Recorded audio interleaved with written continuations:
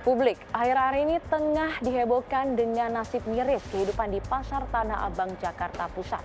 Seperti diketahui, Pasar Tanah Abang yang menjadi pusat grosir terbesar se Asia Tenggara yang dulu penuh sesak oleh para pembeli, kini sudah sepi oleh para pembeli. Hal tersebut bermula sejak pandemi COVID-19 mulai menerjang ke Indonesia pada tahun 2020.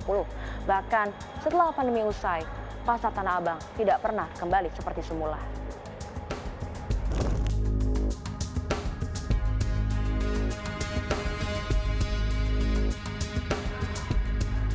Tren belanja online atau belanja daring kini digemari oleh masyarakat. Mengapa tidak? Karena hanya dengan menggunakan telepon seluler ataupun smartphone, kini masyarakat bisa mendapatkan barang impiannya hanya dengan beberapa kali klik saja. Namun saat ini pemerintah berencana untuk melarang penggunaan platform media sosial yang mengandung aktivitas jual beli di dalamnya. Karena merujuk atau menindaklanjuti dari Peraturan Menteri Perdagangan Nomor 50 Tahun 2020. Namun rupanya di Pasar Tanah Abang ini tidak semua pedagang mengeluhkan dengan adanya kehadiran platform tersebut. Justru mereka menyebut bahwa dengan adanya kehadiran platform tersebut mereka terbantu saat penjualan atau sales sedang sepi di kala penjualan secara online atau konvensional. Salah satunya yang dilakukan oleh pedagang di kawasan Pasar Tanah Abang Blok B ini. Halo Kak, sebelumnya kan diketahui saat ini kekhawatiran para pedagang yakni dengan adanya e-commerce dan juga aplikasi sosial media yang terdapat aktivitas jual beli di dalamnya. Nah, kalau di toko ini sendiri, apakah sudah mulai transisi Kak? Sudah mulai menjajakan produknya secara online?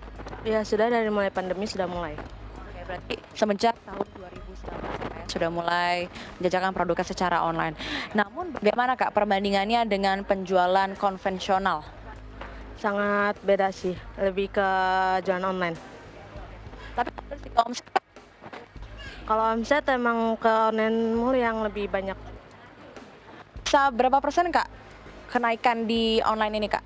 Kalau online bisa 95% sampai 100 sih. Kalau jual offline untuk saat ini kan masih ada toko Kak. Masih ada yang beli gak sih Kak? Jarang banget kalau di offline. Jadi benar-benar penjualan saat ini meningkat di online saja Kak ya. Oke. Jadi apakah merasa terbantu dengan adanya aplikasi live shopping maupun e-commerce itu Kak?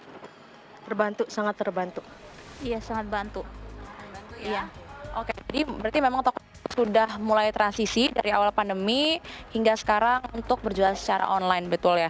Nah, kalau untuk hostnya sendiri Kak, saat ini apakah mencari host baru gitu untuk diajak bekerja untuk live shopping atau karyawan-karyawan yang sudah ada ini diajarkan untuk menggunakan e-commerce dan juga live shopping? Karyawan-karyawannya yang diajarin buat live shopping. Dan untuk durasi live-nya berapa Kak? Berapa lama? 24 jam. 24 jam. 24 jam. 20 hari. Iya. Oke. Baik, terima kasih Kak sudah menyempatkan waktunya untuk CNBC Indonesia.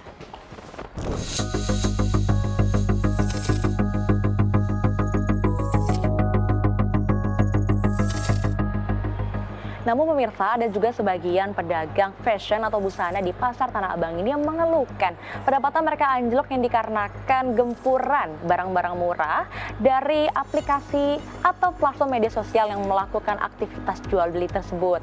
Meskipun mereka sudah menjajal melakukan penjualan secara online dan juga live shopping, namun sayangnya pendapatan mereka dan penjualan mereka tak kunjung laris manis. Kak Aul diketahui kan saat ini memang kekhawatiran para pedagang dengan adanya e-commerce begitu ya. Kalau di toko kakak sendiri, apakah saat ini sudah mulai menjajakan produknya dengan live shopping maupun e-commerce itu Kak? Sudah. Iya. Sudah dimulai sejak kapan Kak? Sejak awal-awal sih, dari kemarin-kemarinnya udah lama.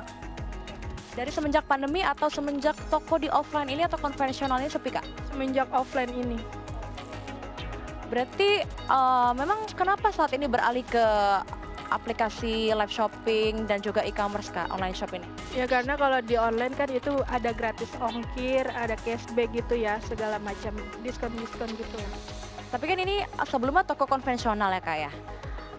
Apakah ada perbandingan Kak dari penjualan, dari sales mungkin dari omset di penjualan offline maupun saat sekarang menuju ke online ini Kak? Ya ada. Bagaimana tuh Kak? Boleh dirincikan sedikit Kak?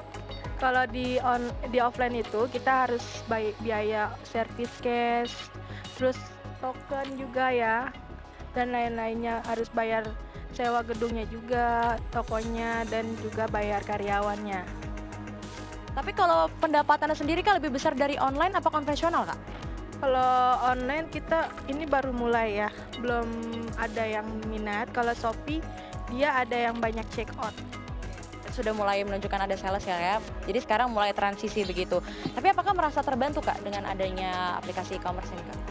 Ya sangat terbantu sih. Cuman kalau TikTok ya kemungkinan lebih baik dihapus aja ya, supaya ini tokonya itu makin rame lagi gitu Tanah Abangnya.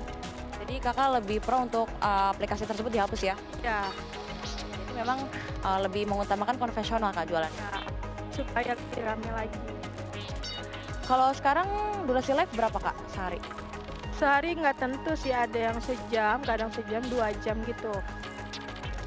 Kalau host sendiri nih Kakak, apakah ngajak host lain juga untuk dibayar atau Kakak belajar sendiri, Kak?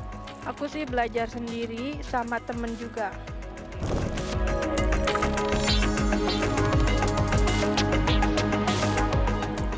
Begitulah wawancara saya dengan beberapa pedagang di Pasar Tanah Abang Blok B ini.